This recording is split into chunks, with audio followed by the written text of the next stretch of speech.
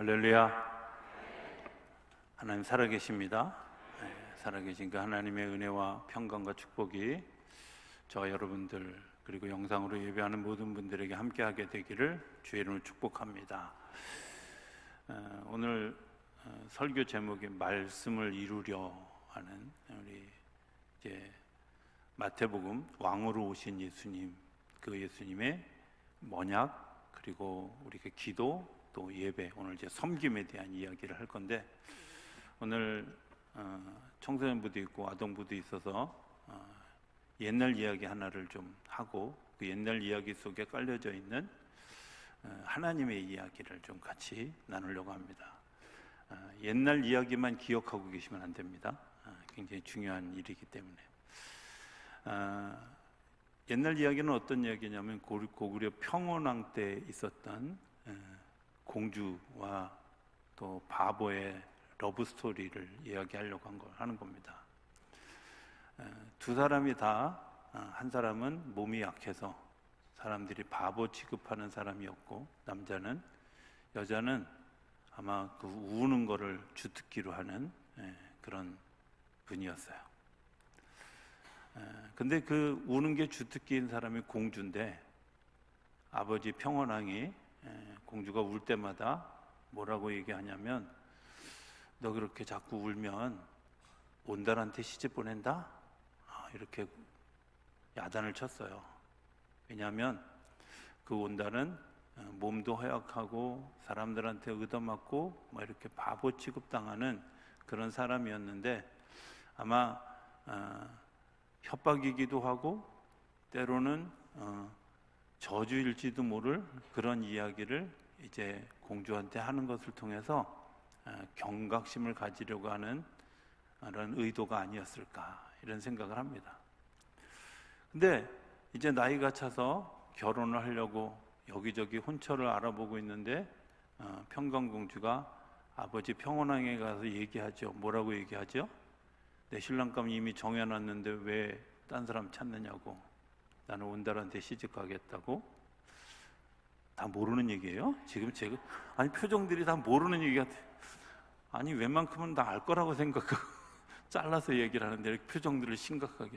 제가 동화구연의 특기가 있나 봐. 어찌됐든 이제 그리고 이제 집을 나가서 온달의 집을 향해서 갑니다. 근데 온달의 집을 향해서 갔는데, 온달은 호르몬이하고 단 둘이 사는 모자 가정이었는데, 공주가 오면 할렐루야 하고 환영해야 되는데 공주를 내쫓습니다. 그리고 처마 밑에서 울면서 며칠을 기다립니다. 그리고 그런 우여곡절의 과정을 거쳐서 이제 그 집에 들어가게 되죠. 자, 권나머지 얘기는 제가 한꺼번에 다 하면 설교를 안 들을 것 같아서 여기까지만 잘라놓고 일단 설교 중에 계속 있습니다. 자, 근데 문득 이 글을 읽다가 이런 생각을 하게 되었습니다. 이게 하나님이 우리를 사랑하는 러브 스토리 아닐까? 하나님이 우리를 사랑하시는 그런 그 사랑의 이야기가 아닐까 하는 생각을 하게 됩니다. 오늘 본문 처음 읽었던 1장 22절의 본문은 이 모든 일이 된 것은 주께서 선지자로 하신 말씀을 이루려 하심이니 이르시되 라고 임마누엘을 소개하는데, 이사야서 7장 14절에는 이 본문이 이렇게 돼 있어요. 한번 띄워주시겠어요? 그러므로 주께서 친히 징조를 너희에게 주실 것이라. 보라, 처녀가 잉태하여 아들을 낳을 것이요 그의 이름을 임마누엘이라 하리라. 여기에 두 가지 단어가 굉장히 중요한데, 징조를 보여줄 것인데 임마누엘이라 하는 거예요. 그냥 우리가 말만 하면 헛된 이야기가 되어줄 수 있습니다. 그런데 그 말이 실제가 되어지는 것, 그게 이제 징조가 나타나는 거죠. 그죠? 나는 이런 마음을 품었어.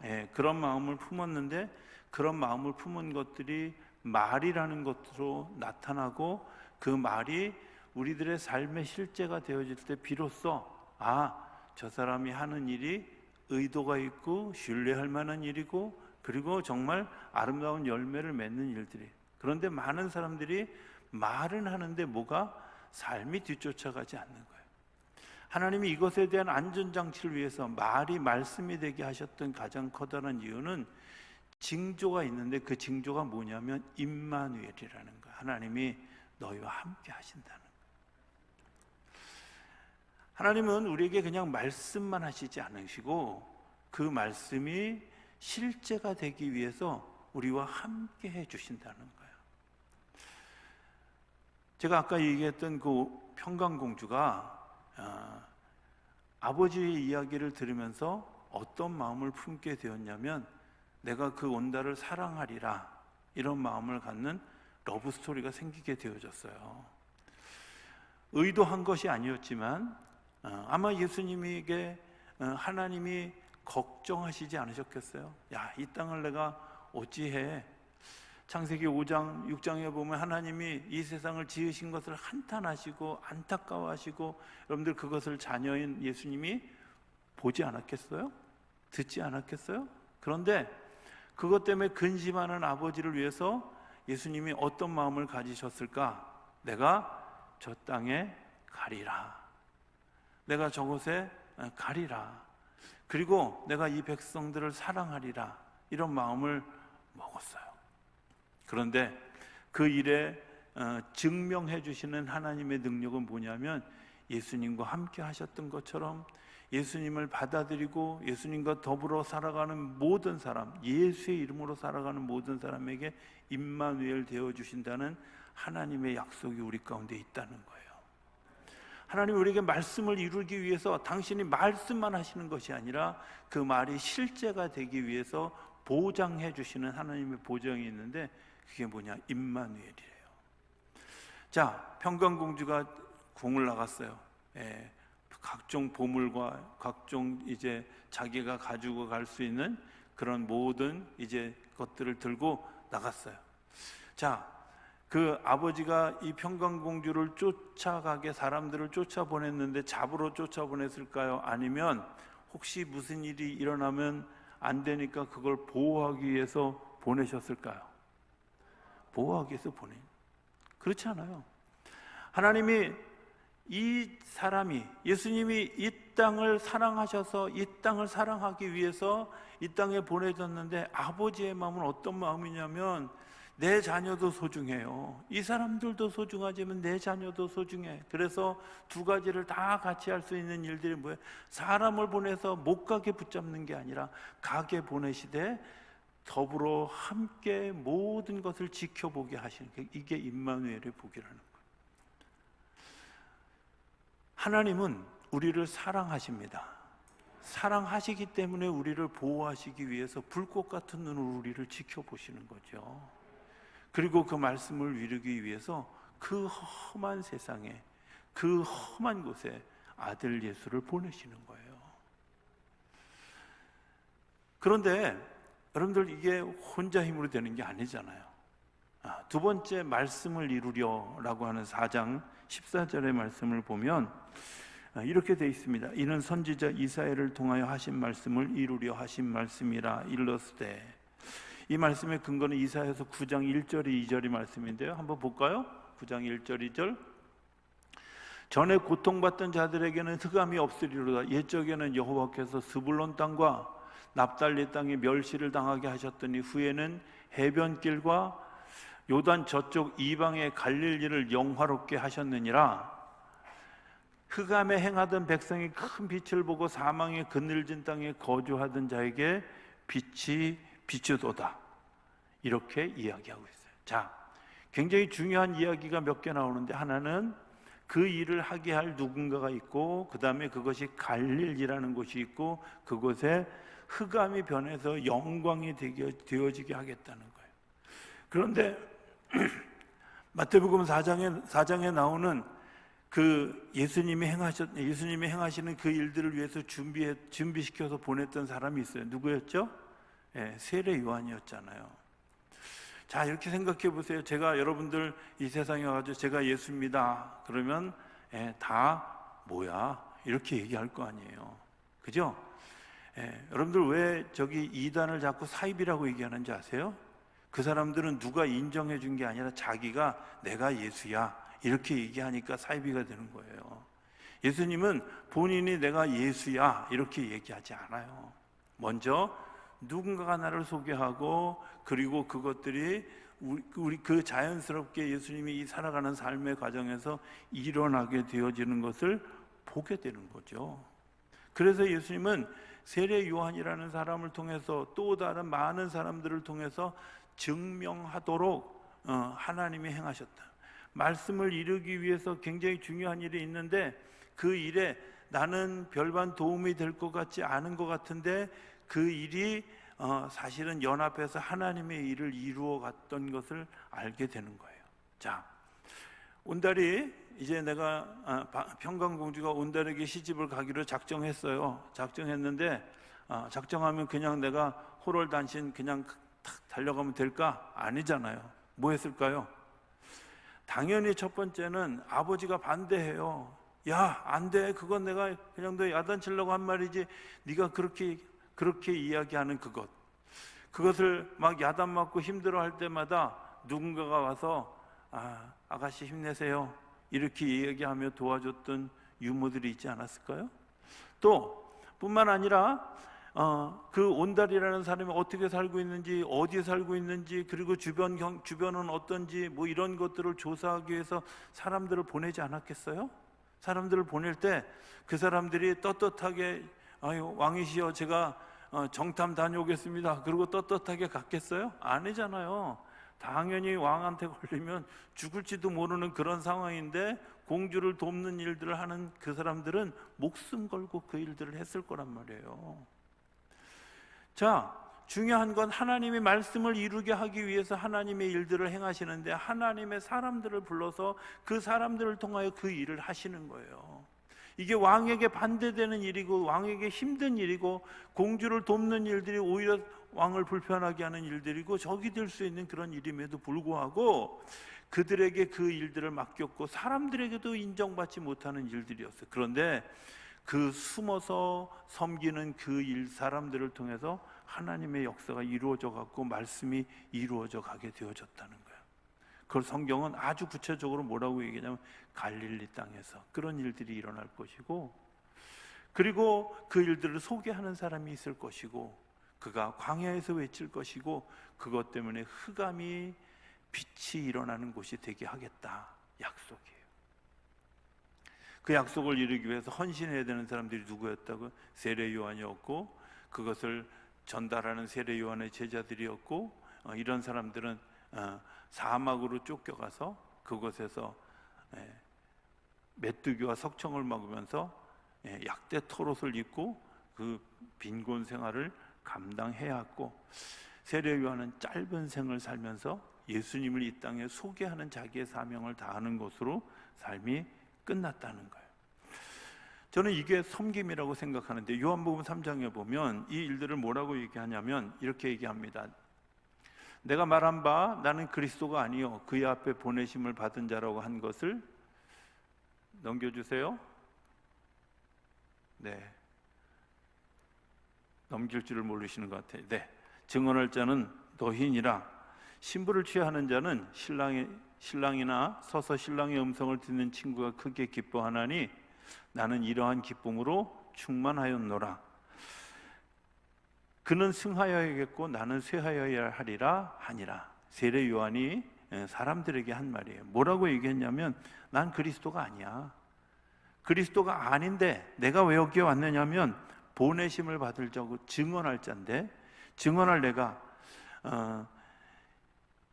신부들이, 신랑이 그 신부를 맞이할 때 정말 모든 사람이 흥인하고 기뻐하게 하기 위해서 이 땅에 보내셨고, 그래서 나는 그는 흥해야 되고 나는 쇠하여야 할 것이다. 나는 그 빛을 가리지 않기 위해서 죽어져야 될 것이다 하고 자기의 사명을 얘기하는 거예요. 이런 생각을 해봤어요. 추석 명절을 지내면서 아마 부부간에 이렇게 서로 엇갈리는 일들이 뭘까 이렇게 생각하면, 내가 당신 때문에 고생을 너무 많이 했어. 아마 이런 생각을 서로 하고 있는 것 같아. 남편은 내가 당신 때문에, 아내는 또 남편 때문에 그랬어요. 근데요, 여러분들 한번 기억하셨으면 좋겠어요. 하나님이 저와 여러분들을 그런 남편, 그런 아내를 만나게 하신 것은 하나님이 나에게 복 주시려고 그랬을까요? 아니면 정말 잘못되라고 그랬을까요? 예, 대답 안 할 줄 알았어요, 제가. 예, 대답이 선뜻 안 나올 줄 알았어요. 분명한 것은요, 복 주시려고 한 거예요. 그럼 이렇게 질문할 수 있어요. 하나님, 그럼 왜 하필이면 이런 사람을? 예, 그런 사람이어야 되기 때문에요.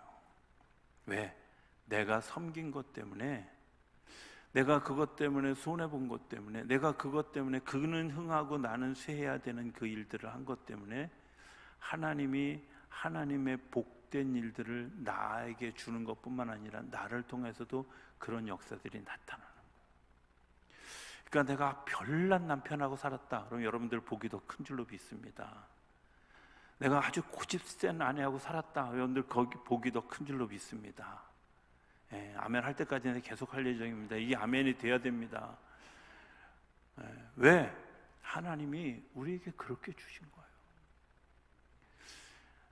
또 하나 생각해 보면요, 감당할 수 있으니까 맡기신 거예요. 그렇잖아요. 예. 하나님, 나에게 이렇게 힘든 일들을 왜 나에게 맡기셨냐고 이렇게 원망하는 사람에게 하나님이 하시는 말씀이 뭔지 아세요? 네가 힘이 있어.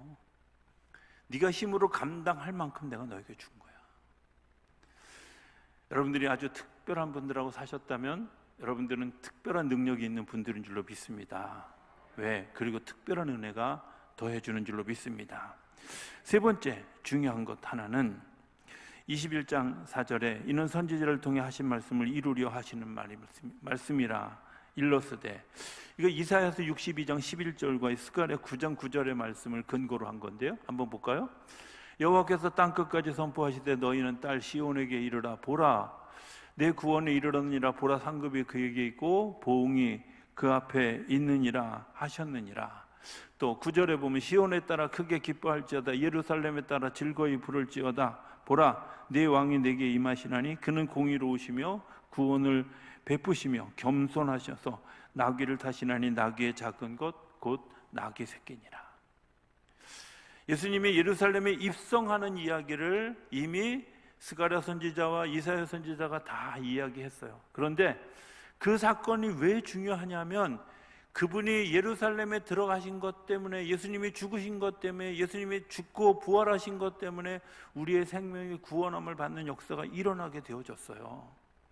그 일을 위해서 예수님이 보내주셨어요. 여러분들 뭐하고 똑같으냐면 평강공주가 온달의 집에 갔어요. 갔는데 환영했어요? 아니에요. 아마 그 어머님이 굉장히 지혜로우셨던 것 같아요. 도대체 이 여자를 받아들이면 우리는 역사의 반역자가 되어질지도 모른다, 이렇게 생각했을지도 몰라요. 이 여자가 우리를 혹여 정말 더 어려운 지경을 만들기 위해서 온지도 모른다, 뭐 이런 생각이 들었겠죠. 두려웠겠죠. 저 같아도 아마 그랬을 것 같아요. 그래서 내쫓습니다. 받아들이지 않습니다. 처마 밑에서 며칠을 지내야 됩니다. 오돌오돌 떨면서 지내게 되어지는데, 중요한 것은 그 과정에서 온달의 마음이 움직이기 시작했고, 그 온달의 마음이 아내로 받아들이게 되는 마음이 열리는 시간들이 되어져. 신앙생활하면서 여러 가지 어려운 일들, 핍박이 있고 어려움이 있습니다. 이 어려움들을 넘어가는 굉장히 중요한 과정에는 그 속에서 하나님이 나와 함께 하시고 하나님이 나를 사랑하신다는 것을 내가 느껴질 때죠. 예수님이 예루살렘 성에 입성하셔도 사람들이 그냥 다음에 왕이 오시나 보다, 왕의 대관식 정도로 생각하고 그렇게 하고, 예수님이 정말 비참하게 하루하루 정말 죽음을 향해서 걸어갈 때 실망하고 절망했던 그 사람들을 위해서 예수님이 오셨는데, 그것을 받아들이게 되어질 때 예수님이 정말 온 몸에 피와 그 다음에 물이 다 빠져서 정말 아주 말라가지고, 그리고 정말 비참한 죽음을 경험할 때 그것을 바라보면서 어떤 사람이 이렇게 얘기하죠. 이는 참 하나님의 아들이다고. 이분이 우리를 사랑하기 위해서 이 땅에 오셨다고. 이분이 우리를 사랑하기 위해서 저기서 죽으셨다고 이렇게 고백하는 사람들이 여기서 저기서 생겨나기 시작했어요. 여러분들, 마음이 통하는 사람들이 생겨나기 시작해요. 그리고 그 변화된 사람들을 통해서 하나님의 역사가 바뀌게 되어졌어요. 예수님의 12제자가 바뀌어졌고요, 마가의 다락방에 모였던 120명의 제자들이 바뀌기 시작했고요, 그 바뀌기 시작했던 사람들이 목숨 걸고 예수 믿는 거 표시만 해도 죽을 수 있는 그런 그 사회에서 나는 예수 믿는 자로 살아가는 그런 일들을 행하게 되어졌다는 거예요. 뭐 때문에? 예수님이 그 성에 들어온 건데. 평강공주가 온달의 집에 갔습니다. 온달의 집에 갔는데 그런 마음이 열려서 이제 드디어 부부가 되어졌습니다. 이렇게 살아가면 그냥 러브스토리가 끝나는 것 같은데 굉장히 중요한 이야기가 있습니다. 공주가 뭐라고 얘기하냐면 온달에게 가서, 시장에 가서 말을 한 마리 사오는데 비짝 마른 말을 데리고 오라고, 그리고 어떤 말을 지정해 줍니다. 뭘 알았을까요? 평강공주가 아는 게 있는데 그게 뭐냐, 이 사람이 어떤 사람인지, 그리고 어떤 말이 좋은 말인지, 그리고 어떤 일들에 쓰여질 일들인지 하나님의 계획하심이 있다는 거예요. 하나님 우리를 부르실 때는 그저 그냥 부르신 것이 아니라 저 사람 뭘 잘하고, 저 사람 뭘 잘하고, 저 사람은 뭘 했을 때 정말 100% 에너지를 발휘할 수 있고, 이런 것들을 아셔요. 그래서 우리에게 모티브를 던져주시는 거예요. 이해할 수 없는, 생각해보면 삐쩍 마른 말을 데려다 뭐 할 거야? 아니, 우리는 저 말을 먹일 수 있는 양식도 없는데 우리가 저거 데려다 뭐 할 거야? 이렇게 반문할 수 있는데, 바보같이, 바보니까 가서 시키는 대로 데리고 오는 거죠. 그런데 그 말이 세상에 없는 명마라는 사실을 나중에 알게 되죠. 온달이 정말 즐거워하는 것, 그가 삐쩍 마르고 정말 그 몸도 정말 약해서 사람들이 바보 취급했는데 진짜 그에게 굉장한 능력이 있다는 사실을 아는 거죠. 그래서 무술 훈련을 시킵니다. 공부를 시킵니다. 그리고 장원급제하는 일이 일어나고 나라를 지키는 장수가 되어져요. 그에게 아주 절박한 그런 마음을 계속해서 평강공주가 심어주죠. 뭐라고 얘기해요? 우리 잃어버린 땅을 찾아야 합니다. 전장에 나가는 온달이 이렇게 얘기합니다. 내가 그 땅을 다시 찾기 전에는 돌아오지 않으리라. 그리고 전쟁에 나가서 전사했습니다. 그런데 이 시신이 움직이지 않는 거예요. 이야기니까. 근데 실제로도 그런 일이 있을 수 있어요. 평강공주가 전장에 나가서 그 시신을 향해서 이렇게 얘기합니다. 죽고 사는 문제는, 찾고 그리고 회복하는 문제는 신의 소관에 있습니다. 이제 당신의 소임을 다했습니다. 그리고 나서야 비로소 관이 움직이기 시작했다는 거예요. 예수님의 이야기가 굉장히 비슷하지 않습니까?